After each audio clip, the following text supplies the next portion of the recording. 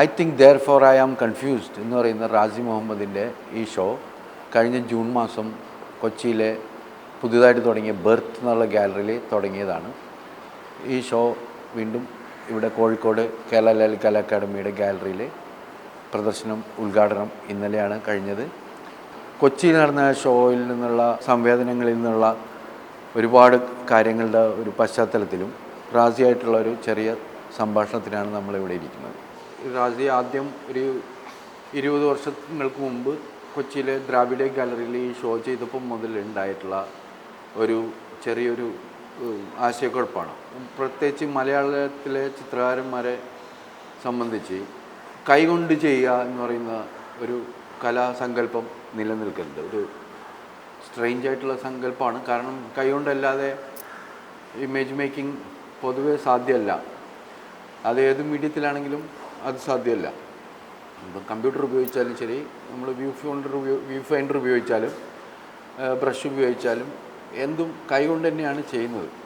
അപ്പോൾ ഇത് കമ്പ്യൂട്ടറിൽ ജനറേറ്റ് ചെയ്തിട്ട് പ്രിൻ്റ് എടുക്കുക എന്ന് പറയുന്നത് വളരെ ലളിതമായിട്ട് കാണുകയും അത് കലയുടെ ഒരു ഏരിയയിലേക്ക് വരുന്നില്ല എന്ന് പറയുന്നതായിട്ടുള്ളൊരു അഭിപ്രായം ഇവിടെ അന്ന് നിലനിൽക്കുന്നുണ്ട്. ഇപ്പോൾ അതിൽ ഒരുപാട് ആളുകൾ മാറിയിട്ടുണ്ട്. പക്ഷേ ഇപ്പോഴും വലിയൊരു ഭൂരിപക്ഷത്തിന് അങ്ങനെ ഒരു അഭിപ്രായമുണ്ട്. പ്രത്യേകിച്ച് പരമ്പരാഗതമായിട്ടുള്ള ഓയിൽ പെയിൻറ്റിങ് പോലുള്ള മീഡിയം കൈകാര്യം ചെയ്യുന്ന ആർട്ടിസ്റ്റുകൾ, ചാർക്കോൾ ഉപയോഗിക്കുന്നവർ, മരത്തിൽ ശില്പം കൊത്തുന്നവർ, കളിമണ്ണ് വെച്ച് ശില്പം ചെയ്യുന്നവർ, അങ്ങനെ ഉള്ള ആർട്ടിസ്റ്റുകൾക്കൊക്കെ ഇത്തരം ഒരു അഭിപ്രായമുള്ളൊരു വലിയ വിഭാഗം അതിനകത്തുണ്ട്. അപ്പോൾ ഈ മീഡിയം എന്ന് പറയുന്നതിനെക്കുറിച്ചും ഈ കൈയുടെ കല എന്ന് പറയുന്നതിനെക്കുറിച്ചും റാസിക്ക് എന്താണ് പറയാനുള്ളത്? 20 കൊല്ലം മുമ്പ് ഈ പറഞ്ഞ നടത്തിയിരുന്ന എക്സിബിഷൻ ഡിജിറ്റൽ കൊളാഷ് എന്നുള്ള ഒരു കാറ്റഗറിക്കകത്ത് വരുന്ന വർക്കുകളായിരുന്നു. കൊളാഷ് എന്നുള്ള കാറ്റഗറിക്കകത്ത് വരുന്ന വർക്കുകളായിരുന്നു. അത് ഈ പറഞ്ഞ പോലെ ഇമേജസിൻ്റെ ഓവർ അബണ്ടൻസ് എന്ന് പറയുന്ന ഒരു കാലഘട്ടം, അതായത് ഇമേജസിൻ്റെ ധാരാളിത്തം എന്ന് പറയുന്ന ഒരു സമയം. അതിൽ നമ്മളായിട്ട് ഉണ്ടാക്കിയെടുക്കുന്ന ഇമേജുകൾക്ക് പകരം നമുക്ക് നിലനിൽക്കുന്ന ഇമേജുകൾ കൂട്ടിച്ചേർത്ത് കഴിഞ്ഞാൽ പുതിയൊരു അർത്ഥം ഉണ്ടാക്കാൻ പറ്റുമോ എന്നുള്ളതിൻ്റെ ഒരു അന്വേഷണമായിരുന്നു ശരിക്കും പറഞ്ഞാൽ ആ സമയത്തുണ്ടായിരുന്ന എക്സിബിഷൻ. ഇത് നമ്മൾ 20 കൊല്ലത്തിന് ശേഷം ഈ ടെക്നോളജി തുടങ്ങിയിട്ടുള്ള സംഗതികൾ വളരെ അഡ്വാൻസ്ഡായി. നമ്മൾ AI പോലുള്ള സംഗതികൾ, ആർട്ടിഫിഷ്യൽ ഇൻ്റലിജൻസ് തുടങ്ങിയിട്ടുള്ള സംഗതികൾ ഇപ്പം നിലവിൽ വന്നു എന്നുള്ളതല്ല, നിലവിൽ വന്നിട്ട് ഏതാണ്ട് 20 കൊല്ലത്തോളമായി. അപ്പോൾ അതിൻ്റെ ഫ്ലറിഷ്ഡ് ആയിട്ടുള്ള ഒരു സമയത്താണ് നമ്മളിപ്പോൾ നിൽക്കുന്നത്. പബ്ലിക്കിന് വേണ്ടിയിട്ട് ഇത് ഓപ്പൺ ചെയ്തിട്ട് ഏതാണ്ട് 1 കൊല്ലത്തോളമേ ആയിട്ടുള്ളൂ. അപ്പം ആ ഒരു സമയത്ത് തന്നെ ഞാൻ ഇതിനകത്ത് ഇടപെട്ടിരുന്നു, അല്ലെങ്കിൽ ഈ സാധനങ്ങൾ സബ്സ്ക്രൈബ് ചെയ്ത് അതിൻ്റെ സംഭവങ്ങൾക്കകത്ത് ഞാൻ വർക്ക് ചെയ്ത് തുടങ്ങിയിരുന്നു. അപ്പം അങ്ങനെ ചെയ്തിട്ടുള്ള ഏതാണ്ട് 1 കൊല്ലത്തോളം എടുത്ത് വർക്ക് ചെയ്തിട്ടുള്ള വർക്കുകൾ എന്നുള്ള ഒരു സെലക്റ്റഡ് ആയിട്ടുള്ള കുറച്ച് വർക്കുകളാണ് ഇപ്പം ഇവിടെ എക്സിബിറ്റ് ചെയ്തിരിക്കുന്നത്. അതായത് 45 വർക്കുകളാണ് ഇവിടെ എക്സിബിറ്റ് ചെയ്തിരിക്കുന്നത്. കൈകൊണ്ട് വർക്ക് ചെയ്യുക, അല്ലെങ്കിൽ ഈ വർക്കുകളെല്ലാം തന്നെ നമ്മൾ ഡിജിറ്റലി ചെയ്തിട്ടുള്ള വർക്കുകളാണ്. ഈ പറഞ്ഞ ടാബ്ലറ്റും അല്ലെങ്കിൽ അത്തരത്തിലുള്ള സംഭവങ്ങൾ ഉപയോഗിച്ച്, അത്തരത്തിലുള്ള സോഫ്റ്റ്വെയറുകൾ ഉപയോഗിച്ച്, അല്ലെങ്കിൽ ഇപ്പോൾ ചെയ്തിട്ടുള്ള വർക്കുകൾക്കകത്ത് AI തുടങ്ങിയിട്ടുള്ള കമ്പൈൻഡ് ആയിട്ടുള്ള അല്ലെങ്കിൽ സപ്പോർട്ട് ചെയ്യുന്ന സോഫ്റ്റ്വെയറുകൾ ഉപയോഗിച്ചിട്ട് ചെയ്തിട്ടുള്ള വർക്കുകളാണ്. ഇത് ഈ പറഞ്ഞ പോലെ തന്നെ AI എന്നുള്ള വാക്കല്ലെങ്കിൽ അതിൻ്റെ സാധ്യത കുറിച്ച് പറയുമ്പോൾ അത് വളരെ എളുപ്പത്തിൽ ചെയ്തെടുക്കാൻ പറ്റുന്ന ഒരു വർക്കുകളാണ് എന്നുള്ള ഒരു ധാരണ പൊതുവെ ഉണ്ട്. അത് ശരിയല്ല. അതുപോലെ തന്നെ ഏതെങ്കിലും സിംഗിൾ സോഫ്റ്റ്വെയർ കൊണ്ടാണിത് നമ്മൾ ചെയ്തെടുക്കുന്നത് അല്ലെങ്കിൽ അച്ചീവ് ചെയ്യുന്ന സംഭവത്തിനെ കുറിച്ച് അങ്ങനെ ഒരു ധാരണയുണ്ട്. അപ്പം ഈ രണ്ട് സംഗതികളും ശരിയല്ല. സോഫ്റ്റ്വെയറുകൾ ശരിക്കും നമുക്ക് അൺഇമ്പോർട്ടൻ്റ് ആയിട്ടുള്ള സംഗതികളാണ്. നമ്മളിങ്ങനെ ഒരു വർക്ക് ചെയ്യുന്ന ഏരിയക്കകത്ത് സോഫ്റ്റ്വെയർ എപ്പോഴും നമുക്ക് ടൂളായിട്ടാണ് വർക്ക് ചെയ്യുക. AI നമുക്ക് വളരെ സാധ്യതകൾ അല്ലെങ്കിൽ കണ്ടമാനം കോമ്പിനേഷൻസ് അല്ലെങ്കിൽ അത്തരത്തിലുള്ള സാധ്യതകൾ നമുക്ക് തുറന്നു തരും. പക്ഷേ അതിനകത്തുനിന്ന് വളരെ കൃത്യമായിട്ടുള്ള സെലക്ഷൻ നടത്തുക എന്നുള്ളതാണ് ആർട്ടിസ്റ്റിൻ്റെ പ്രധാനപ്പെട്ട വെല്ലുവിളി ഉണർത്തുന്ന അല്ലെങ്കിൽ ഉണ്ടാക്കുന്നൊരു പണി എന്ന് പറയുന്നത്. നമ്മൾ ഏതൊരു മീഡിയവും വർക്ക് ചെയ്യുന്ന പോലെ തന്നെ ഇപ്പം നമ്മൾ ഓയിലിൽ വർക്ക് ചെയ്യുകയാണെങ്കിൽ ഒരു വലിയ ടൈം ഓഫ് പീരീഡ് ശരിക്കും നമുക്ക് അതിന് വേണ്ടിയിട്ട് സ്പെൻഡ് ചെയ്യേണ്ടിട്ട് വരും, അതിൻ്റെ മീഡിയത്തിൻ്റെ ക്രാഫ്റ്റ് നമ്മുടെ കയ്യിലേക്ക് വരുന്നതിന് വേണ്ടിയിട്ട്. അതുപോലെ തന്നെ ഉള്ള ഒരു പ്രോസസ്സ് തന്നെയാണ് ഈ ഡിജിറ്റൽ വർക്കിൻ്റെ ഏരിയക്കകത്ത് ഉള്ളത്. ഇപ്പോൾ എന്നെ സംബന്ധിച്ച് ഞാൻ 10-20 കൊല്ലമായിട്ട് അല്ലെങ്കിൽ ഒരു 25 കൊല്ലമായിട്ട് തന്നെ ഇതിനകത്ത് വർക്ക് ചെയ്യുന്നുണ്ട്. നമ്മൾ ഇതിൻ്റെ ഭാഗമല്ല, നമ്മൾ പുറത്തും ശരിക്കും പറഞ്ഞാൽ വർക്ക് ചെയ്യും. നമ്മൾ കമേഴ്ഷ്യലി ഒക്കെ ഉള്ള മെഗാ ഷോസുകൾ അല്ലെങ്കിൽ ഈ വീഡിയോ ഡിസൈൻസുകൾ അല്ലെങ്കിൽ ഗ്രാഫിക് ഡിസൈൻ്റെ ഏരിയക്കകത്ത് ഉള്ള എന്താ പറയുക, നമ്മൾ ഒഫീഷ്യൽ ഡിസൈനറായിട്ടൊക്കെ തന്നെ ഒരു ഹോൾ ഇവൻറ്റ് തന്നെ ഡിസൈൻ ചെയ്യുന്ന ഏരിയ. അപ്പോൾ ഇതിനകത്തെല്ലാം തന്നെ നമുക്ക് അപ്ഡേറ്റഡ് ആയിട്ടുള്ള പുതിയ പുതിയ സാധനങ്ങൾ നമുക്ക് എക്സ്പെരിമെൻറ്റ് ചെയ്ത് നോക്കേണ്ടതായിട്ട് വരും. അപ്പം അങ്ങനെയുള്ള ഒരു വലിയ പരിചയത്തിൻ്റെ പുറത്ത് നിന്നുകൊണ്ടാണ്, അല്ലെങ്കിൽ അങ്ങനെയുള്ള പരിചയത്തിൻ്റെ സപ്പോർട്ടോട് കൂടിയിട്ടാണ് നമ്മൾ ഈ തരത്തിലുള്ള ഒരു എക്സിബിഷൻ സംഭവത്തിലേക്ക് അല്ലെങ്കിൽ ഇത്തരത്തിലുള്ള വർക്ക് ഓഫ് ആർട്ടിൻ്റെ ഒരു സംഭവത്തിലേക്ക് നമ്മൾ എത്തിച്ചേരുന്നത്.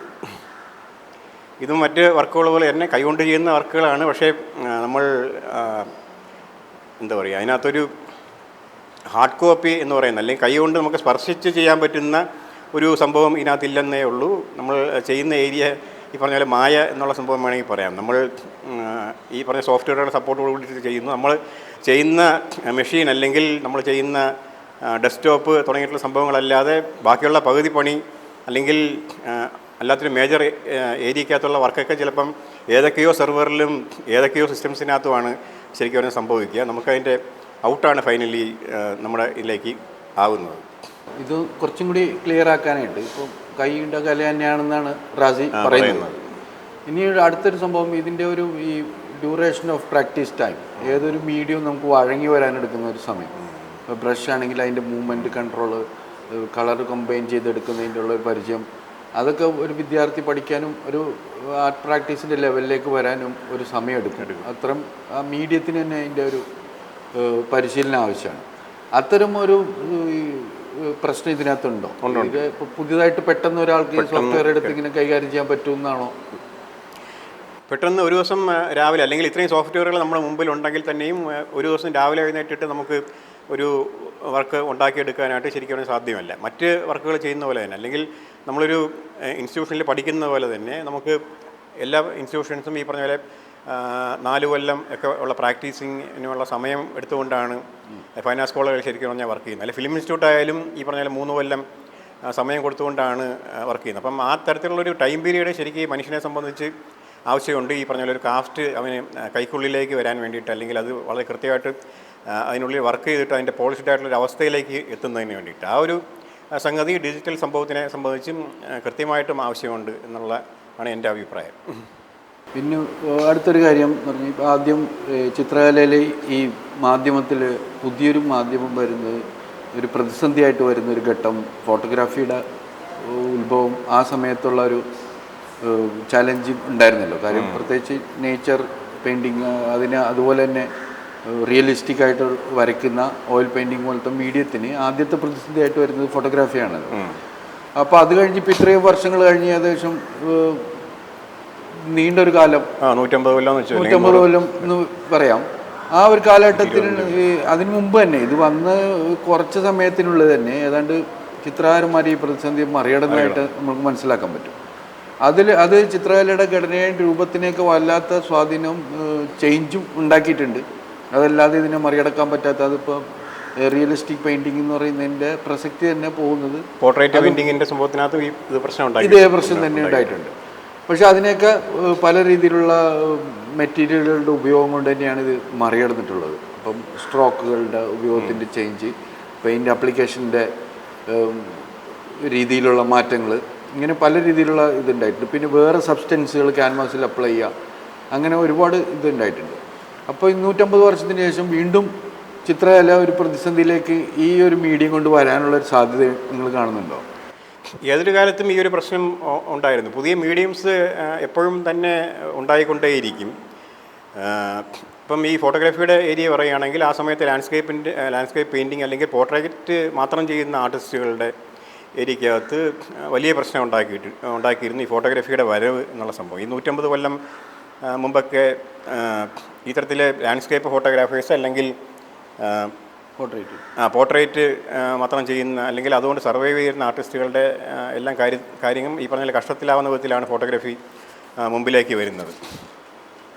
പക്ഷേ അതുകൊണ്ട് തന്നെ എന്താ പറയുക, പെയിൻറ്റിങ് അതിൻ്റേതായിട്ടൊരു വഴി മാറ്റി വെട്ടുകയും ആ വഴിയിലൂടെ അത് പിന്നീട് മുമ്പോട്ട് പോവുകയാണ് ശരിക്കും പറഞ്ഞാൽ ഉണ്ടായത്. അല്ലാതെ അതിൻ്റെ ഈ പറഞ്ഞ കൂമ്പടഞ്ഞു പോവുക തുടങ്ങിയിട്ടുള്ള സംഭവങ്ങളൊന്നും തന്നെ ചരിത്രത്തിൽ ഉണ്ടായിട്ടില്ല. പെയിൻറ്റിങ്ങിനകത്ത് നമുക്ക് വളരെ കൃത്യമായിട്ട് തന്നെ പറയാൻ പറ്റും, ഈ പറഞ്ഞ ഫ്യൂച്ചറിസം എന്ന് പറയുന്ന ഒരു ശാഖ തന്നെ അതിനകത്ത് ഓപ്പൺ ആവുകയും ഈ മെലീസിൻ്റെ അല്ലെങ്കിൽ മൈബ്രജിൻ്റെ വർക്കുകളുടെ തുടർച്ചയായിട്ടുള്ള പെയിൻറ്റിങ് വർക്ക് അല്ലെങ്കിൽ അത്തരത്തിലുള്ള അന്വേഷണങ്ങൾ ശരിക്കും പറഞ്ഞാൽ പെയിൻറ്റിങ്ങിനകത്ത് അവർ ആലോചിച്ച് നോക്കുകയും അല്ലെങ്കിൽ ചലനത്തിൻ്റെ സാധനങ്ങൾ അല്ലെങ്കിൽ അതിൻ്റെ സാധ്യത ശരിക്കും പറഞ്ഞാൽ ക്യാൻവാസിലേക്ക് കൊണ്ടുവരാൻ പറ്റുമെന്നുള്ള അന്വേഷണങ്ങൾ നടക്കുകയും ഒക്കെ ആ സമയത്ത് ചെയ്തിട്ടുണ്ട്. അങ്ങനെ പെയിൻറ്റിങ് അതിൻ്റേതായിട്ടുള്ള വഴി വെട്ടി തുറന്ന് മുമ്പോട്ട് പോവുകയാണ് ചെയ്തത്. ഇതേ സമയത്തും ഉണ്ടായിട്ടുണ്ട്. ഇപ്പം ഫോട്ടോഗ്രാഫിയുടെ സംഭവങ്ങൾ എന്താ പറയുക ഫ്ലറിഷായിട്ട് നിൽക്കുന്ന സമയത്താണ് സിനിമ എന്ന് പറയുന്ന മീഡിയം മുമ്പോട്ട് വരുന്നത്. അപ്പം അതുവരെ ചലിക്കാതെ നിൽക്കുന്ന ഇമേജ് ചലിച്ചു തുടങ്ങുന്നു. ഈ ചലിച്ച് അല്ലെങ്കിൽ സിനിമ മുമ്പോട്ട് വരുന്നതോടുകൂടിയിട്ട് ഇപ്പം 1900 എന്ന് പറയുന്ന കാലഘട്ടത്തിലേക്ക് ആ സമയത്തും പെയിൻറ്റിങ്ങിന് ഇത് വലിയ പ്രശ്നം ഉണ്ടാക്കിയിട്ടുണ്ട്. ചലിക്കാതെ നിൽക്കുന്ന ഇമേജും ചലിക്കുന്ന ഇമേജും എന്നുള്ള സംഭവത്തിനകത്ത്. അപ്പം അതിനകത്താണ് ഞാൻ നേരത്തെ പറഞ്ഞിട്ടുള്ള ഈ പറഞ്ഞ പോലെ ഫ്യൂച്ചറിസം എന്ന് പറയുന്ന സംഭവങ്ങൾ കടന്നു വരുന്നത്. ഈ ക്യാൻവാസിനകത്ത് തന്നെ നമുക്ക് ചലിക്കുന്ന പ്രതീതി ഉണ്ടാക്കാനായിട്ട് നടക്കുമോ എന്നുള്ള സംഭവം ട്രൈ ചെയ്തതും ഈ ഫ്യൂച്ചറിസം എന്ന് പറയുന്ന സംഭവത്തിനകത്ത് ഡ്യൂഷാമ്പ് തുടങ്ങിയിട്ടുള്ള ആർട്ടിസ്റ്റുകൾ അതിനകത്ത് വർക്ക് ചെയ്ത് നോക്കുന്നത്. ഡ്യൂഷാമ്പിൻ്റെയൊക്കെ എന്താ പറയുക ബേസ്ഡായിട്ടുള്ള വർക്കുകൾ തന്നെ മൈബ്രജിൻ്റെ എക്സ്പെരിമെൻറ്റുകളാണ് ആ സമയത്ത് ഉപയോഗിച്ചിരുന്നത്. ന്യൂഡ് ഡിസെൻഡിങ് സ്റ്റെയർ കേസ് തുടങ്ങിയിട്ടുള്ള വർക്കുകളാണ് അതിൻ്റെ എക്സാമ്പിളായിട്ട് നമുക്ക് പറയാൻ പറ്റുക. നമ്മളിപ്പം മീഡിയത്തിൻ്റെ ഒരു സംഭവമാണ് സംസാരിച്ചത്. അടുത്തതായിട്ട് ഈ ഇവിടെ എക്സിബിറ്റ് ചെയ്തിരിക്കുന്ന ഇത്തരം വർക്കുകളിൽ ഒരു വർഷത്തെ സമയകാല പരിധിക്കുള്ളിൽ ഉണ്ടാക്കിയെടുത്തിട്ടുള്ള ചിത്രങ്ങളാണല്ലോ. ചുരുങ്ങിയ സമയം എന്ന് വേണമെങ്കിൽ പറയാം. ചുരുങ്ങിയ സമയം എന്ന് വേണമെങ്കിൽ പറയാം. പക്ഷേ ഈ ചുരുങ്ങിയ സമയം എന്നതിനേക്കാൾ ഉപരി ഒന്നാമത് ഇത്രയും വലിയ സൈസ്, രണ്ടാമതായിട്ട് ഇതിനകത്തുള്ള വിഷയവൈവിധ്യത, വളരെ വിവിധങ്ങളായിട്ടുള്ള സബ്ജക്റ്റും കളർ ഫോർമാറ്റും പല രീതികളും ഉപയോഗിച്ചിട്ടുള്ള പലതരം വർക്കുകളാണ് ഇവിടെ നമുക്ക് കാണാൻ പറ്റുന്നത്. അപ്പോൾ അത്രയും ഡിഫറെൻ്റ് ആയിട്ടുള്ള വർക്കുകൾ ചെയ്യുന്നതിനെക്കുറിച്ച് എന്താണ് പറയുന്നത്? സാധാരണ ഒരു ആർട്ടിസ്റ്റ് പൊതുവെ ഒരേ ശൈലിയിലുള്ള വർക്കുകളായിരിക്കും ഒരാളെ നമുക്ക് അതിനകത്ത് ഐഡൻറ്റിഫൈ ചെയ്യാനും പറ്റും ഇതിൻ്റെ ആളുടെ വർക്കാണെന്ന്. ആർട്ടിസ്റ്റ് ഐഡൻറ്റിറ്റി എന്ന് പറയുന്നൊരു സംഗതി നമ്മുടെ കാലാകാലങ്ങളായിട്ട് ഉള്ള സംഗതിയാണ്. അപ്പോൾ നമ്മൾ ചിത്രകല എടുത്താലും സിനിമ എടുത്താലും എല്ലാം തന്നെ നമ്മളിപ്പോൾ അതിൻ്റെ ഒരു ചെറിയ എക്സാമ്പിളായിട്ട് ഞാനിപ്പോൾ സിനിമയിലൊക്കെ വർക്ക് ചെയ്യുന്നതുകൊണ്ട് നമുക്ക് പറയാം. തർക്കോസ്കിയുടെ സിനിമകൾ എടുക്കുകയാണെങ്കിൽ തർക്കോസ്കി അല്ലെങ്കിൽ പരഞ്ചനൊക്കെ 7 സിനിമകൾ മാത്രമേ ചെയ്തിട്ടുള്ളൂ. പക്ഷേ ഈ 7 സിനിമയ്ക്കകത്തും അവരുടെ ഒരു കയ്യൊപ്പ് എന്ന് പറയുന്ന സാധനം നമുക്ക് കാണാനായിട്ട് സാധിക്കും. അവരുടെ പറഞ്ഞ കളർ ഉപയോഗിക്കുന്ന രീതി, അല്ലെങ്കിൽ ഷോട്ട് ടേക്കിങ്ങിൻ്റെ രീതി, ലൈറ്റ് യൂസ് ചെയ്യുന്ന രീതി തുടങ്ങിയിട്ടുള്ള സംഭവങ്ങൾക്കകത്ത്, അല്ലെങ്കിൽ നറേഷൻ്റെ പ്രത്യേകത തുടങ്ങിയിട്ടുള്ള സംഭവങ്ങൾ കൊണ്ടിട്ട് നമുക്ക് ആർട്ടിസ്റ്റിനെ തിരിച്ചറിയാനായിട്ട് സാധിക്കും.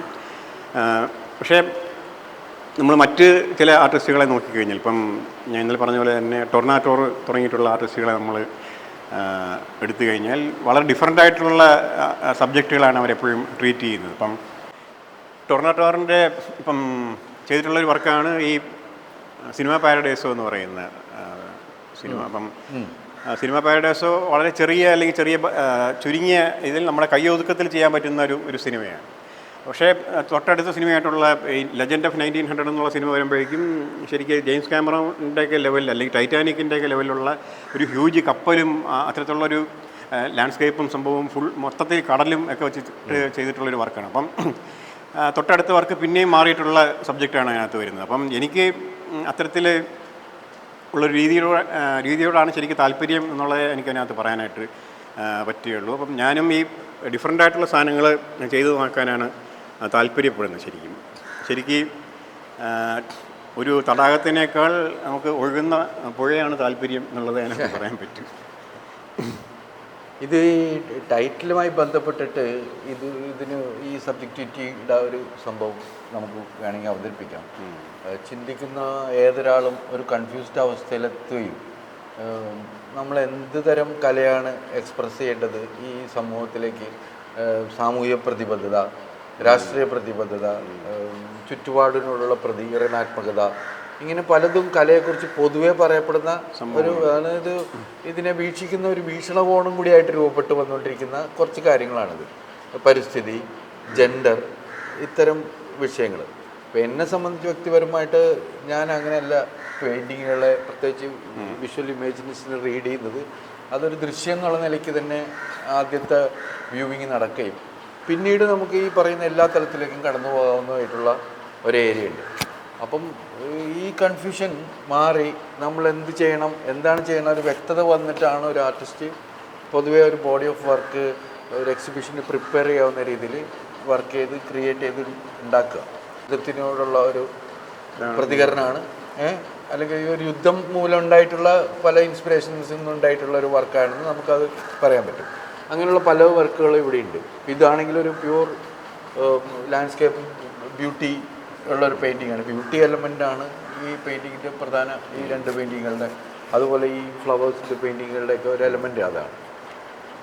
അപ്പോൾ ഇതൊരു കൺഫ്യൂഷൻ്റെ ഭാഗമായിട്ട് നിൽക്കുകയാണോ, അതോ ഇത്തരം ഡിഫറെൻ്റ് ആയിട്ടുള്ള എല്ലാ വിഷയങ്ങളും കൈകാര്യം ചെയ്യുന്നുള്ള ഒരു ക്ലാരിറ്റിയാണോ റാസിക്കുള്ളത്? ഇല്ല, അതിനകത്തുള്ള ഈ കൺഫ്യൂഷൻ്റെ സംഭവം ഉണ്ട്. പക്ഷേ ഇപ്പം നേരത്തെ ഷിഹാബ് പറഞ്ഞിട്ടുള്ള സംഗതികൾ എല്ലാം തന്നെ കാലാകാലമായിട്ട്, അല്ലെങ്കിൽ മനുഷ്യൻ്റെ ചരിത്രത്തിൻ്റെ തുടക്കം മുതൽ തന്നെ ഉള്ള സംഗതികളാണ് ഈ പറഞ്ഞത്. അല്ലെങ്കിൽ ഈ അന്യോന്യം ആക്രമിക്കുക തുടങ്ങിയിട്ടുള്ള സംഗതികൾ മുതൽ, അല്ലെങ്കിൽ തുടങ്ങിയിട്ടുള്ള പല സംഭവങ്ങൾ ഇന്ന് നമ്മൾ ഈ ഒരു കാലഘട്ടത്തിലേക്ക് വരുമ്പോഴത്തേക്കൊക്കെ ഈ പാരിസ്ഥിതിക സംഭവത്തിനകത്ത് വരുന്ന നാശം ഉണ്ടാക്കുന്ന ജീവിയായിട്ടൊക്കെ തന്നെ മനുഷ്യർക്ക് പറഞ്ഞാൽ മാറിക്കഴിഞ്ഞു. അപ്പം അത് എല്ലാം തന്നെ കലാകാരൻ എന്ന് പറയുന്ന ഏതൊരാൾക്കും ഇതെല്ലാം തന്നെ അത്തരത്തിലുള്ള സംഭവങ്ങൾക്ക് എതിരെയുള്ള വർക്കുകളാണ് എപ്പോഴും അവർ ആലോചിച്ചുകൊണ്ടിരിക്കുന്നത്. അല്ലെങ്കിൽ അവരുടെ ചിന്തകൾ എല്ലാവർക്കും ഏതാണ്ടല്ല എല്ലാവരുടെ ചിന്തകളും ഒരുപോലെ തന്നെയാണ്. പിന്നീട് നമ്മൾ ഈ പറഞ്ഞ പോലെ എക്സ്പ്രസ് ചെയ്യുന്ന ഏരിയക്കകത്ത്, അല്ലെങ്കിൽ അത് വിഷ്വലൈസ് ചെയ്യുന്ന ഏരിയക്കകത്ത് വരുന്ന മാറ്റമാണ് അതിനുള്ളൂ. ബാക്കി എല്ലാ സംഭവങ്ങളും എന്താ പറയുക, കാലാകാലങ്ങളായിട്ട് ഉള്ള ഇഷ്യൂസ് തന്നെയാണ് എന്നാണ് എനിക്ക് പറയാനുള്ളത്. അതിൻ്റെ യുദ്ധം തുടങ്ങിയിട്ടുള്ള സംഭവങ്ങളെല്ലാം തന്നെ നമ്മൾ യൂണിവേഴ്സലായിട്ടുള്ള ഒരു അപ്രോച്ചാണ് ആലോചിച്ചിട്ടുള്ളത്. അല്ലാതെ ഒരു സ്പെസിഫിക് ആയിട്ടുള്ളൊരു ഏരിയ അല്ലെങ്കിൽ അത്തരത്തിലുള്ള ഇൻസിഡൻ്റ് ഉണ്ടായിട്ടുള്ള സ്ഥലങ്ങളുടെ സംഭവം വെച്ചിട്ട് പെട്ടെന്ന് നമ്മൾ ക്രിയേറ്റ് ചെയ്തെടുത്തിട്ടുള്ള വർക്കുകളല്ല. ഇതിൻ്റെ തന്നെ വേറൊരു ഏരിയ തന്നെയാണ് നമ്മൾ ചോദിക്കുന്നത്. ഇപ്പം ഒരു ആർട്ടിസ്റ്റ് എന്നുള്ള നിലയ്ക്ക് രാഷ്ട്രീയ പ്രബുദ്ധത, അല്ലെങ്കിൽ അതിൻ്റെ ഒരു ബാധ്യത, ഒരു പൗരൻ എന്നുള്ള നിലയിലുള്ള ബാധ്യത, കലയിൽ അത്തരം ഒരു എലമെൻറ്റിനെ കുറിച്ച് റാസിക്ക് എന്താണ് പറയാനുള്ളത്? ഒരു സിറ്റിസൺ എന്നുള്ള മട്ടിൽ ഈ പറഞ്ഞ പോലുള്ള അയാളുടെ പൊളിറ്റിക്സ് തുടങ്ങിയിട്ടുള്ള ഏരിയ, പക്ഷേ അത് നമ്മൾ വളരെ പ്രകടമായിട്ട് ഈ പറഞ്ഞ പോലെ നമ്മൾ ചെയ്യുന്ന വർക്കിനകത്ത് വേണമെന്നുള്ള അഭിപ്രായം എനിക്കില്ല ശരിക്കും. അതുകൊണ്ട് തന്നെ നമ്മൾ ചെയ്യുന്ന വർക്കിനകത്ത് ആ ഒരു ഫ്ലെക്സിബിലിറ്റി ഉണ്ട്. നമ്മൾ അത്രയും എന്താ പറയുക, കർക്കശമായിട്ട് അല്ലെങ്കിൽ വളരെ ഡെലിബറേറ്റായിട്ട് അത്തരത്തിലുള്ള ഒരു ഇമേജ് നമ്മൾ മുമ്പിലേക്ക് വെക്കുന്നതേ ഇല്ല. അതുകൊണ്ട് തന്നെ അതുപോലെ തന്നെ സൗന്ദര്യം, അല്ലെങ്കിൽ അത്രയും പ്രശ്നം ഉണ്ടാക്കുന്ന ഇമേജുകൾക്കൊപ്പം, അല്ലെങ്കിൽ ഡിസ്റ്റർബിംഗ് ആയിട്ടുള്ള ഇമേജുകൾ ക്രിയേറ്റ് ചെയ്യുന്നതിൻ്റെ ഒപ്പം തന്നെ ഭയങ്കര ബ്യൂട്ടിഫുൾ ആയിട്ടുള്ള ഇമേജുകളും ക്രിയേറ്റ് ചെയ്യാനായിട്ട് നമ്മൾ ശ്രമിക്കും. ഓക്കെ, ഈ ചിത്രം അതിൻ്റെ ഒരു ബെസ്റ്റ് എക്സാമ്പിൾ ആണെന്ന് വേണമെങ്കിൽ നമുക്ക് പറയാം. ഇതിനെക്കുറിച്ച് പറയുന്നത് മത്സ്യസമ്പത്ത് നശിക്കുന്നതിനെക്കുറിച്ച്, സമുദ്രവിഭവത്തിൻ്റെ നാശം, അങ്ങനെയുള്ള പല റീഡിങ്ങും നമ്മളിപ്പം കഴിഞ്ഞ ഷോയിലും കേട്ടു, ഇവിടെ കോഴിക്കോട് എന്നുള്ള ഷോയിലും കേട്ടു. പക്ഷേ എന്നെ സംബന്ധിച്ച് അത് ഇപ്പോഴും അതിനകത്ത് കണ്ടെത്താൻ പറ്റുന്നില്ല. ഒരു ബ്യൂട്ടി എലമെൻറ്റ് അല്ലെങ്കിൽ ഒരു അബണ്ടൻസ് കണക്കെയാണ് ഇതിനകത്ത് ഫീൽ ചെയ്യുന്നത്. ഇത് ചത്തുപൊങ്ങുന്ന മത്സ്യമായിട്ട് നമുക്കത് കണ്ടെത്താൻ പറ്റില്ല. ചിലപ്പോൾ ഈ ഒരു ഇൻഫർമേഷൻ്റെ ബേസിൽ റീഡ് ചെയ്യുമ്പോൾ ചിലപ്പോൾ അങ്ങനെ തോന്നാം. അതല്ലാന്നുണ്ടെങ്കിൽ ആസ് എ പിക്ചർ, ഒരു ഇമേജ് എന്നുള്ള രീതിയിൽ അതിനകത്ത് ഒരു ബ്യൂട്ടി എലമെൻറ്റും ഒരു ജൈവികതയും ആണ് എന്നെ പോലെ കാണാൻ പറ്റുന്നത്. ഓരോരുത്തർക്ക് അവരുടെ രീതിയിൽ കാണാം എന്നുള്ളത് മാത്രമേ നമുക്ക് പറയാനായിട്ട് പറ്റുള്ളൂ. ഞാൻ ഇതിൻ്റെ ഒരു ചത്ത മത്സ്യം എന്നുള്ള മട്ടിൽ വർക്ക് ചെയ്യുന്ന ഭാഗത്ത് കംപ്ലീറ്റ് മീനുകളുടെയും കണ്ണുകൾ എടുത്ത് മാറ്റുകയാണ് ചെയ്തത്. ഒരു മീനുകൾക്കും ശരിക്കും കണ്ണില്ല. അപ്പോൾ ഇത് രണ്ട് രീതിയിലും വർക്ക് ചെയ്യാൻ സ്വാതന്ത്ര്യമാണ് ശരി. പക്ഷേ ഈ റീഡറുടെ സ്വാതന്ത്ര്യം ഇതിനകത്ത് വളരെ ഇമ്പോർട്ടൻ്റ് ആണെന്ന് എനിക്ക് തോന്നുന്നു. കാരണം ഈ കലാകാരൻ ഈ പറഞ്ഞ പോലെ തന്നെ അവൻ്റെ ചെറിയ ചിന്ത, അവൻ്റെ ചെറിയ ഭാവന, അവൻ്റെ ചുരുങ്ങിയ ജീവിതം, അവൻ്റെ അനുഭവം ഒക്കെ വെച്ചിട്ടാണ് ശരിക്കും പറഞ്ഞാൽ വർക്ക് ചെയ്യുന്നത്. ഇപ്പം കാണിക്ക് അതിനേക്കാൾ കൂടുതൽ വായന, അനുഭവം, ഈ പറഞ്ഞ പോലെ ചിന്ത തുടങ്ങിയ സംഭവങ്ങളുണ്ടെങ്കിൽ ആ കാണുന്ന മനുഷ്യനെ അതിനേക്കാൾ കൂടുതൽ ഡൈമെൻഷൻസ് അതിനകത്ത് കണ്ടെത്താനായിട്ട്, അല്ലെങ്കിൽ അതിൻ്റെ ലെയറിങ് കൂടുതൽ ശരിക്കും പറഞ്ഞാൽ കണ്ടെത്താനായിട്ട് സാധിക്കും. അതുകൊണ്ട് തന്നെ ഈ ഒരു ചിത്രങ്ങൾക്കും ഈ പറഞ്ഞ സാഹിത്യത്തിൻ്റെ പിൻബലത്തോട് കൂടിയിട്ടുള്ള ഈ നെയിമിംഗ് എന്ന് പറയുന്ന സംഭവം ഈ ഒരു വർക്കുകൾക്കും ചെയ്തിട്ടേ ഇല്ല. സാധാരണ വർക്കുകൾ നമ്മൾ അൺടൈറ്റിൽ എന്ന് പറഞ്ഞാൽ നമുക്ക് ഇടാനായിട്ട് താല്പര്യമില്ലെന്നുണ്ടെങ്കിൽ, അല്ലെങ്കിൽ അതിനൊരു പേര് നമ്മൾ സജസ്റ്റ് ചെയ്യുന്നില്ലെങ്കിൽ അൺടൈറ്റിൽഡ് എന്ന് പറഞ്ഞിട്ടാണ് നമ്മൾ പേരിടുക. പക്ഷെ അത്തരത്തിലുള്ള ഒരു സാധനം പോലും ഈ വർക്കുകൾക്കകത്ത് ചെയ്തിട്ടില്ല. കാരണം ഒരു സജഷനും നൽകുന്നില്ല. ഒരു